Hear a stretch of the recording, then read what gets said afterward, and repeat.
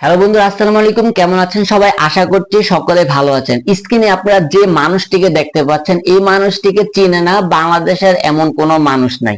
হ্যাঁ, উনি হচ্ছেন আমাদের সকলের একজন অভিনেতা, আমাদের দিলদার ভাই। ইনি ইতিমধ্যে মারা গিয়েছেন, এটা আমরা সকলে জেনে থাকি। কিন্তু উনি মারা যাওয়ার অনেক বছর পর আজকে প্রথম আলো একটা নিউজ করেছে, যে নিউজটা শোনার পর আপনি অনেকটাই হতবাক হবেন। আপনারা সকলে জানেন ওনার অভিনয় এবং ওনার যে এরকম অভিনয় করতো, সেই অভিনয়গুলো সকলেরই খুবই ভালো লাগতো, সকলেই প্রিয়। আমরা যখন ছোট ছিলাম তখন ওনার অভিনয় দেখে আমরা অনেকটা হেসেছি, অনেকটা আনন্দ করেছি। কারণ উনি তখনকার যুগের একমাত্র অভিনেতা ছিলেন যার অভিনয় মানুষ হাসতো। কিন্তু উনি যে মুভিগুলা করতো, ওইখানে যে প্রযোজকরা ছিল এখনো তার অনেক টাকা দেয়নি। এটা নিয়ে প্রথম আলো পত্রিকা একটা নিউজ করেছে, আসুন আমরা সেই পত্রিকার নিউজটা শুনি। এখানে লেখা আছে প্রযোজকদের কাছে এখনো দিলদারের লাখ লাখ টাকা পাওনা। আপনারা একটা কথা চিন্তা করুন, এই মানুষটা কিন্তু মারা গেছে, অনেক বছর হয়ে গেছে, কিন্তু উনি যে মুভি করেছে ওনার যে পারিশ্রমিক এটা এখনো উনি পাওনা আছে। এখানে লেখা আছে 20 বছর বয়সে দিলদার প্রথম ক্যামেরার সামনে দাঁড়ান, তারপর থেকে নিজের জগৎ চেনাতে থাকেন এই অভিনেতা। দিন দিন তিনি কৌতুক অভিনেতা হিসেবে অপ্রতিদ্বন্দ্বী অন্যান্য প্রতিভার স্বাক্ষর রাখতে থাকেন বাংলা চলচ্চিত্রে।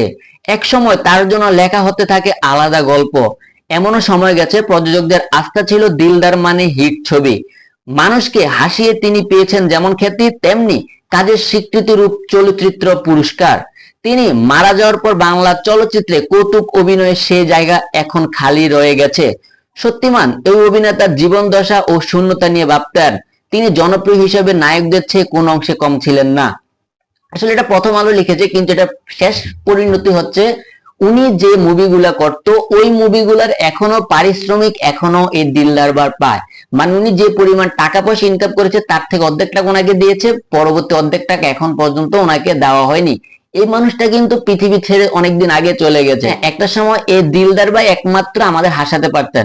ওনার মুভিগুলা মানে ছিল অনেক হিট মুভি, এবং ওনার উপরে কিন্তু অনেক প্রযোজকরা আস্থা হিসাবে রাখতেন। কারণ প্রযোজকরা জানতেন যে উনি যে মুভিতে থাকবে সেই মুভি অবশ্যই হিট হবে। কারণ আগের যুগের মানুষ কিন্তু, আমরা যখন ছোট ছিলাম এই দিলদারের মুভিগুলো আমরা বেশিরভাগ দেখতাম, কারণ ওনার মুভিগুলো আমাদের কাছে খুবই ভালো লাগতো। উনি নায়ক হিসেবে ঠিক না থাকলে উনি সাইড নায়ক হিসেবে যেভাবে কাজ করতেন, যেভাবে মানুষকে হাসাতেন, তা খুবই খুবই প্রশংসনীয় দাবিদার। উনি অনেক পুরস্কার পেয়েছেন।